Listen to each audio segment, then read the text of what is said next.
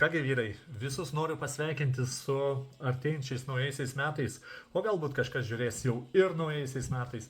Taigi linkiu jums ateinančiais to laukinio, auksinio, raudonojo arklio metais, kad sveikata būtų kaip pas arklį, jėgos ir noro būtų kaip pas žirgą.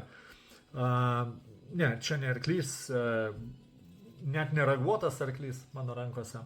Tiesiog linkiu kaip ir praeitais metais, kad jūsų moteris visada būtų mylima, o jums visada būtų su kuo ją mylėti. O kad būtų su kuo ją mylėti, reikia daryti tam tikrus žingsnius, priimti sprendimus.